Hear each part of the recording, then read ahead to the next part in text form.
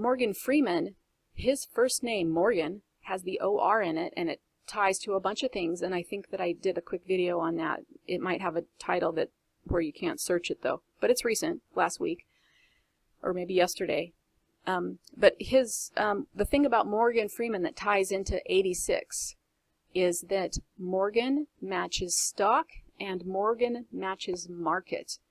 And for them to have this symmetry between two important words, stock and market, that both have the exact same symmetry of Morgan, and I believe Morgan itself has 68.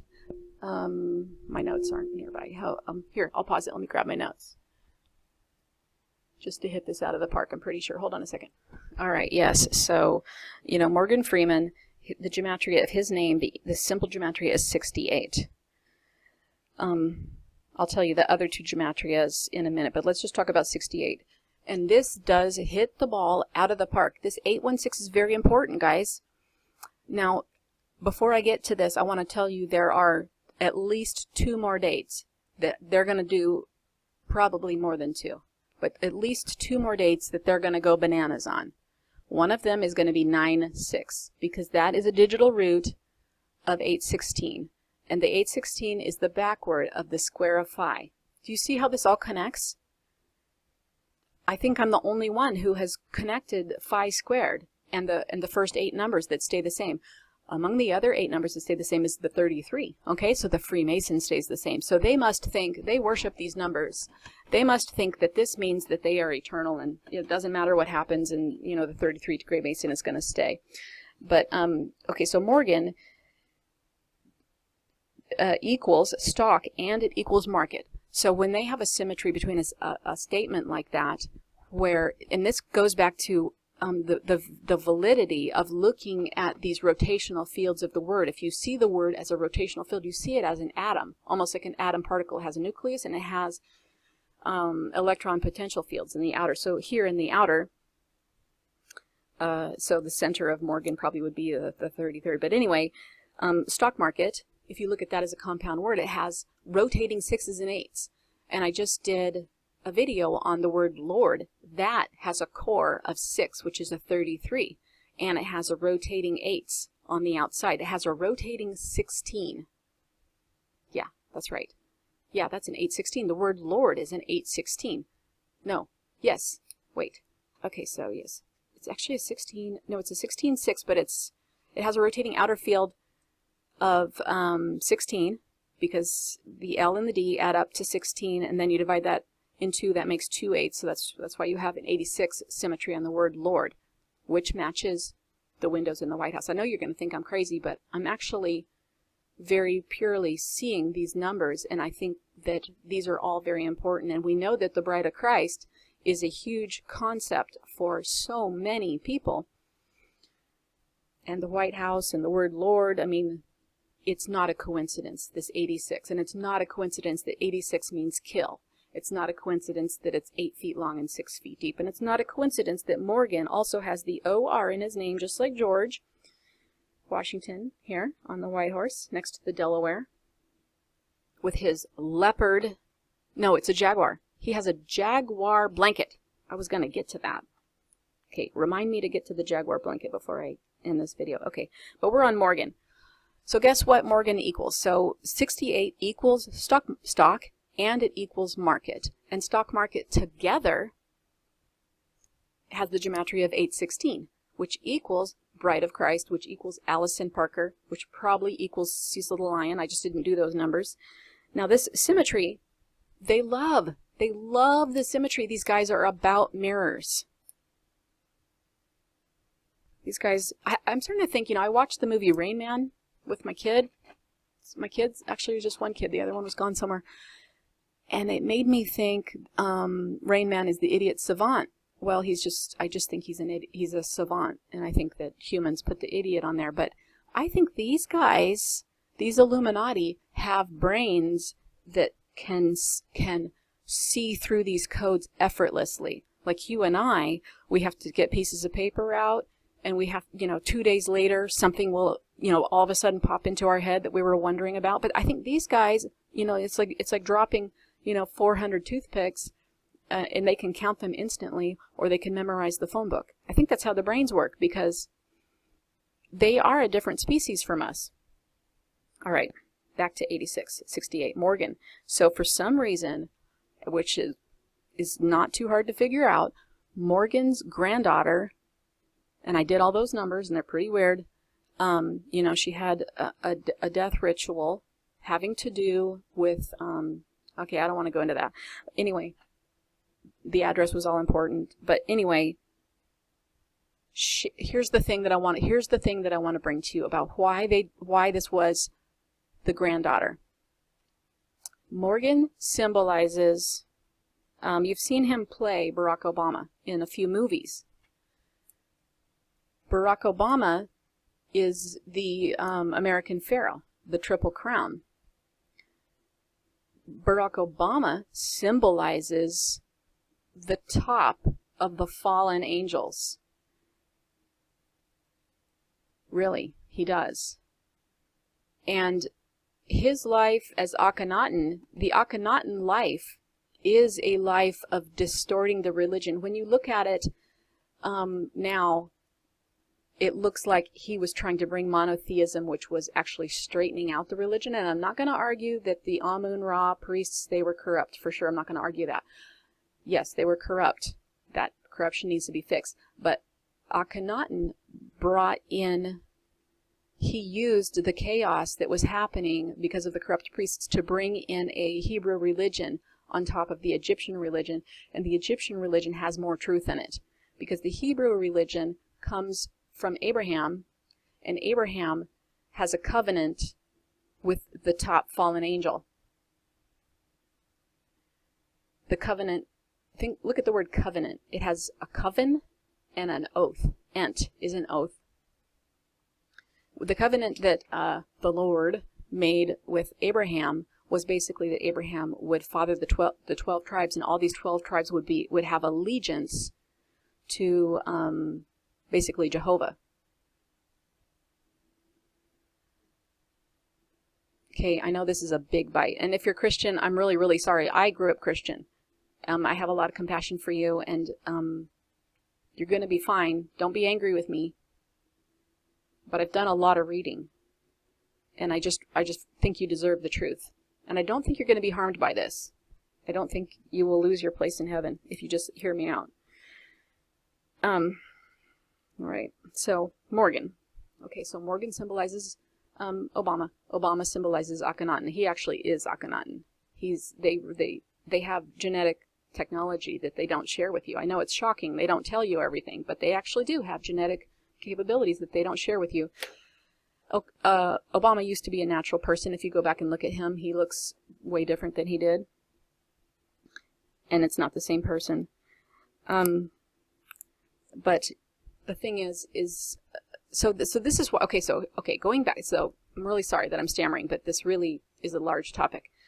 So the top fallen angel, we would call Enlil.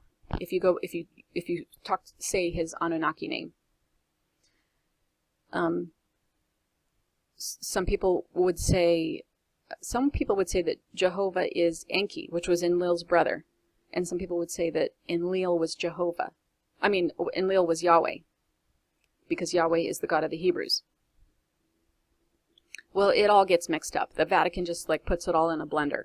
And basically all the voices become one of these top two names, which is Yahweh or Jehovah. But what I want to tell you is, if you go back to Anunnaki writings, that is way, way, way before the Nicene Council. And the reason why I feel that the Anunnaki writings should be taken over what the Vatican writes is because the Vatican had a hand in writing the Bible for the commoners. They intended you to read that. The Anunnaki tablets were not intended for commoners to read. They had no fear that a commoner was going to all of a sudden learn how to read and read those. So those are the insider documents. Now the only thing you have to worry about is Zacharia Sitchen, who has CIA ties, and you have to worry about his reading of that and how much he distorted it. But here's what I want to get to: the granddaughter. I'm getting to the granddaughter of Morgan. Enlil's granddaughter was Inanna Ishtar. She is Isis. She is what they call the moon goddess, and the moon goddess is a distortion. It's not the moon. It's a crescent exoplanet.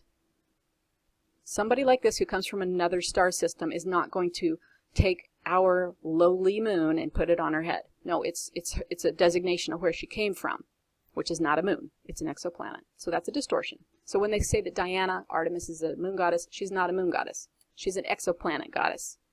And she is the granddaughter of the major fallen angel.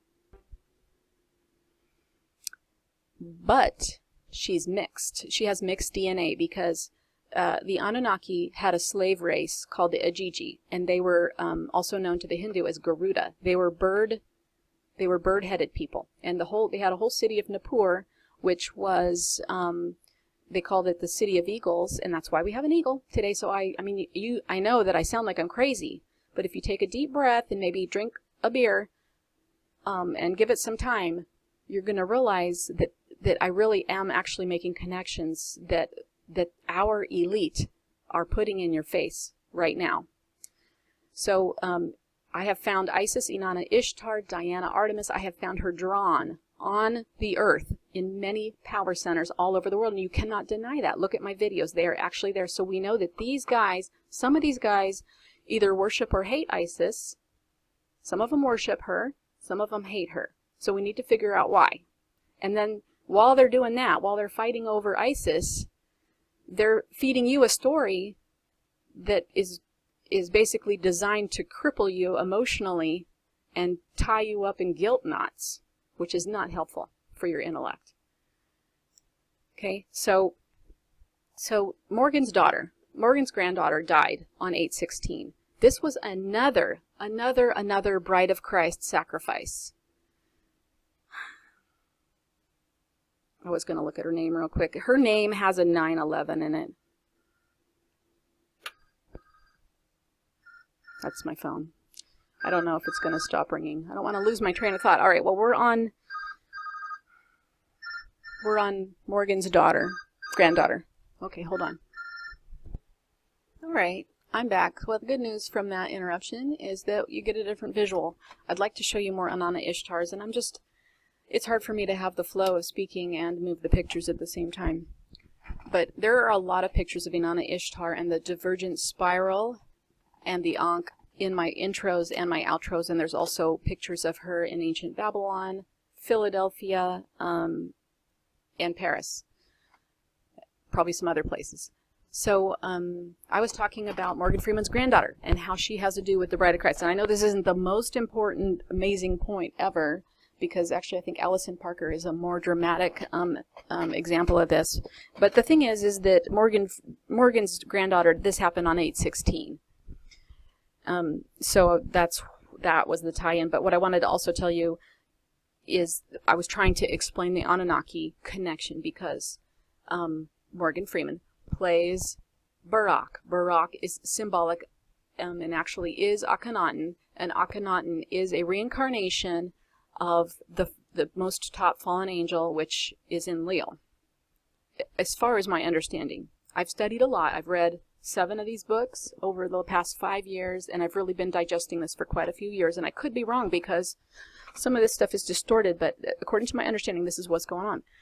So his granddaughter, Enlil's granddaughter, was Inanna Ishtar, and she did a lot of amazing and strange and wonderful things during those times, and most of her actions were human friendly, but she did them in a politically savvy way.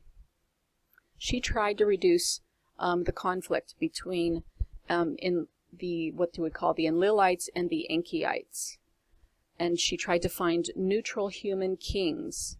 And she had some questionable methods, but none of her methods were as questionable as Enlil's, and the other Anunnaki gods who authorized nuclear war to settle some of these.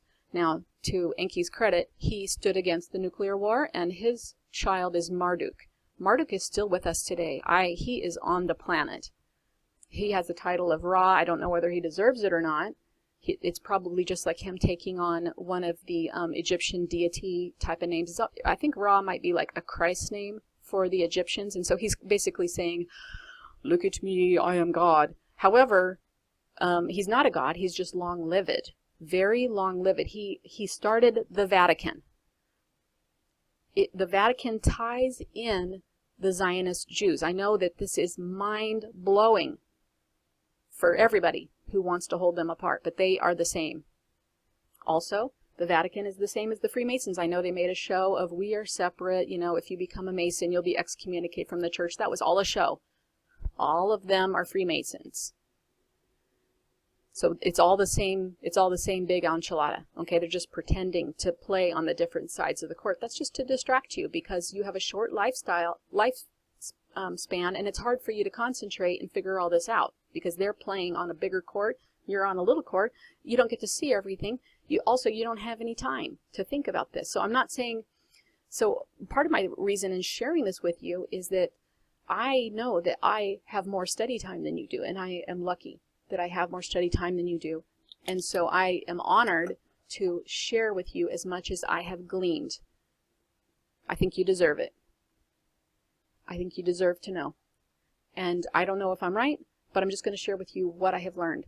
So, Inanna Ishtar, so in that lifetime, so the fallen angels became the pharaohs, actually, but the very first Egyptians, the ones who built the pyramid, they came from another age of the sun. It was a different age. We're in the 5th age of the sun right now, according to the Mayans. So they kind of just took over the pyramids, and they sort of said, oh, this is who we are. We are all-powerful. Look at us. We rule the world. And then they proceeded to do that. But Inanna, just because she was born of a dark line doesn't mean that she's dark. And if you do your studying correctly, you will see that Yahshua was born of a dark line. And the Christians don't want to hear this because they've been taught differently. But look at it. Of course, being born of a dark line is the way to change the DNA. You take a strong soul, you go into a dark line, and you change the DNA from within. And that DNA is never the same again. If you take a strong, clean, pure soul and you have him or her born into a clean line, all you do is increase the polarity. But if you have a very strong person born into a dark line, you're effectively cutting off their ancestry chain. They cannot make descendants that are dark because those descendants are going to have the pure DNA within them. So Inanna was one of these. She was one of these pretty decent people born into a dark line. I'm not saying she was a god. I think she was Pleiadian. And I think that she's probably still alive and she's still with us and she's still trying to help us. I don't know if Yahshua was long-lived or not, or who he is, but Marduk is long-lived and he's still with us. I don't know where the Enkis and the Enlils are. But this is the symbolism of the bride of Christ. So, you know, I myself have a little bit of trouble with trying to understand the bride of Christ. But this story of Morgan and his granddaughter brings it back to Inanna through the symbolism of Morgan being Obama, being Akhenaten, and the Ancient Annunaki story. So what they're saying is that the bride of Christ, she's female, kind of like that part in Harry Potter where Ron goes, Hermione, you're a girl, and she goes, well spotted, Ron. So, okay, Inanna is female, and she is the first neutral, human, benevolent, fallen angel, or child of a fallen angel that there was. There were some other ones named Sin. Her father, so Inanna is the one that Virgo in the zodiac that she's based off of. And if Virgo, the original Anunnaki word for that was Ab-Sin, which means that her father was Sin.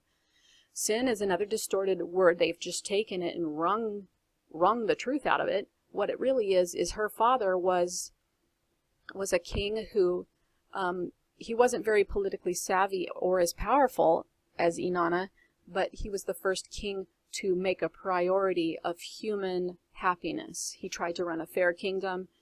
He tried to protect his people, and him and his wife were well loved by their people. And that was considered to be against Enlil, because they didn't follow all of Enlil's instructions, even though they were of his line. And so they were considered to be rebels. And so they were called sinners, and they were considered to be rebels. And since Enlil defined himself as the God and the pure one, anybody that's against him would be wrong.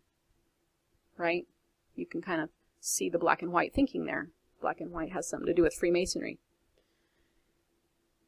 So I hope you can get this connection. I know I've been stammering and talking in circles about this, and but I hope you can get this connection about why the Morgan granddaughter event was important, and what it has to do with the Bride of Christ, and what the stock market has to do with the Bride of Christ, and what Allison Parker has to do with the Bride of Christ, and why they are on about the Bride of Christ. It's just, I think they just want to brainwash you into accepting the death of the Bride of Christ. This also goes to the cremation of care in the Bohemian Grove. All right, well, here's where I'm going to cut it to make a part 3. So just stay tuned for the cremation of care, because it will explain to you why the patriarchy wants to kill the divine feminine, and they want to kill the matriarchy. They want to kill the nurturing, killing the care, and they need to kill it from within, because they've mixed with humans so much that they're suffering from compassion, and they can't rule as cruelly as they wish to rule, and that's why they do the cremation of care. So stay tuned for that explanation.